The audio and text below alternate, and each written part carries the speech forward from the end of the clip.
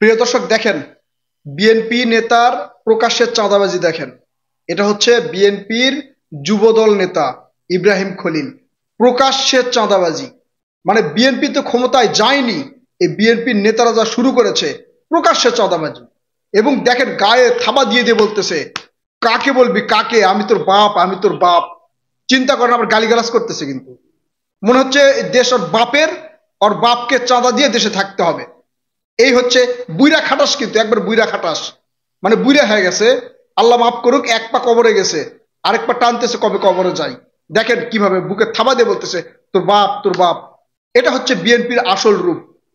মানে বিএনপি এই যে 15 বছর, মিজানুর রহমান আজহারি বলেছে না যে একদল খেয়েছে আরেক দল খাওয়ার জন্য রেডি, এরা গায়ে নিছে, এরা তো গায়ে নিবে, এরা তো শুরু করেছে। দেখেন প্রিয় দর্শক, আপনাদের কি মনে হয় বিএনপিকে আসলে এই কেন্দ্রীয় পর্যায় থেকে চাঁদা তোলার দিয়েছে, দায়িত্ব দিয়েছে?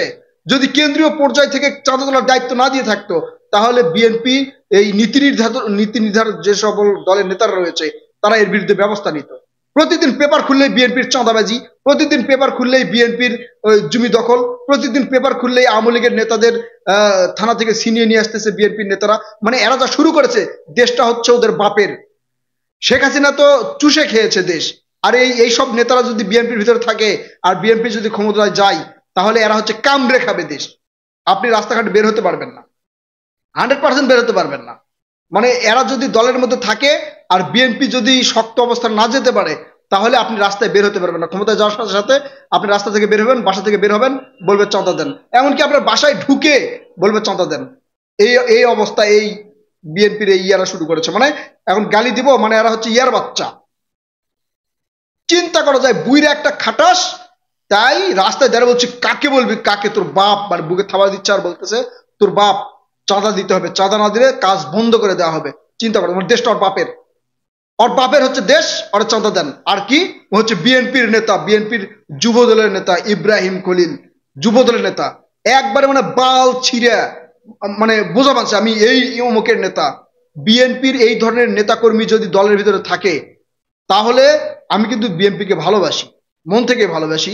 মানে বিএনপির সেই সব সকল নীতিকে ভালোবাসি, যে সকল নীতি জনকল্যাণ করে, যে সকল নীতি মানুষের মঙ্গল করে, যে সকল নীতি দেশের উন্নয়ন করে, সেই সকল নীতিকে ভালোবাসি। আমি কিন্তু এই এই বর্তমানে যে সকল চাঁদাবাজ গুলো ঢুকতেছে বা চাঁদাবাজি দেখা যাচ্ছে বিএনপির, এতে আমি বিএনপিকে মন থেকে ভালোবাসবো না, যদি এদের বিরুদ্ধে ব্যবস্থা না নেওয়া হয়। প্রয়োজনে এদের বিরুদ্ধে কথা বলা শুরু করব।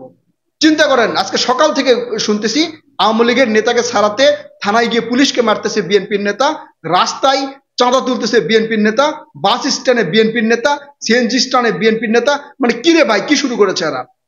আওয়ামী লীগের চেয়ে এরা কম কি? এরা যে বলেছে আওয়ামী লীগ লুটপাট করেছে, ছিনতাই করেছে, রাজধানী করেছে, এই করেছে সেই করেছে, আওয়ামী লীগ এদের পিছনে বাইরে আইছে, ঠিক করেছে। আওয়ামী লীগ তো চুষে চুষে খাইছে, মানে দেশটাকে চুষে চুষে খাইছে। আর এই সকল নেতারা যদি বিএনপি ক্ষমতা যায়, দেশটাকে কামড়ে কামড়ে খাবে। চিন্তা করেন, বুইরা খাটাস হয়ে গেছে, বুইরা খাটাস। তাই রাস্তার মধ্যে যে চাঁদা তুলতেছে, তাহলে যারা ইয়ং আছে তারা কি করবে? এরকম দুই একটা ঘটনা আসতেছে, তার মানে কি হাজার হাজার ঘটনা চলতেছে বিএনপির। চাঁদা দিতে হবে, চাঁদা না দিলে থাকতে পারবেন না দেশে। এরা যেখানে চাঁদা তুলতে যাবে ভাই, মরতে তো একদিন হবেই। একবারে ধুম ধারাক্কা দেওয়া শুরু করবেন, পরে তো লোকজনের সাথে জড়ো হবে, মিডিয়া তো আসবে, এখন তো সবার হাতে হাতে মোবাইল, সবাই ভিডিও করবেন, ধুম ধারাক্কা দিবেন, একবারে সেটা ভাঙ্গা দিবেন, একবার ভেঙে দিবেন। খালি চাঁদা চাওয়ার সাথে সাথে হাতের উপর রাখবেন, ঢাই ঢাই করে মেরে দিবেন। চাঁদা চাইতে যা দেরি, মারতে সে দেরি নেই। ওরা যতজনই থাক, আশপাশের লোকজন 100% ভিডিও করবে। এরপরে প্রশাসন যদি ব্যবস্থা না নেয়, তখন আমরা প্রশাসনের বিরুদ্ধে কথা বলা শুরু করব। একবারে চাঁদা চাওয়ার সাথে সাথেই হাত পা দরকার প্রয়োজনে ভেঙে ফেলে দিবেন। আর না হলে বলবেন যে ভাই ঠিক আছে, টাকা আছে, আমি চাঁদা দিব, আসেন আমার দোকানে আসেন। দোকানে ঝাঁপ বন্ধ করে এদের পিটানো শুরু করবেন, এই সকল ইয়ার বাচ্চাদের। ওর বাপ, ওর বাপের জায়গার চাঁদা দিতে হবে। বিএনপি যা শুরু করেছে, বিএনপির নেতা কর্মী তারেক রহমান এত করে বলতেছে যে এটা করা যাবে না, এটা করা যাবে না, ওটা করা যাবে না। আসলে তারেক রহমান কি চাঁদা খায়? আমার মনে হয় তারেক রহমান চাঁদা খায়। চাঁদা যদি তারেক রহমান না খায়, তাহলে বিএনপির এই সকল যারা আছে এদের একদিনের মধ্যে অন্তত দল থেকে বাদ দেওয়ার দরকার। আর না হয় যে কন্ট্রোল করতে পারতেছে না তারেক রহমান, হয় তারেক রহমান এদের কন্ট্রোল করতে পারতেছে না, না হলে চাঁদা খাওয়ার নির্দেশ দিছে, অথবা হচ্ছে এই কেন্দ্রীয় পর্যায়ে থেকে অর্থাৎ হাইকমান্ড থেকে তারেক রহমানের কাছে এই সকল ঘটনা পৌঁছানোই হয় না।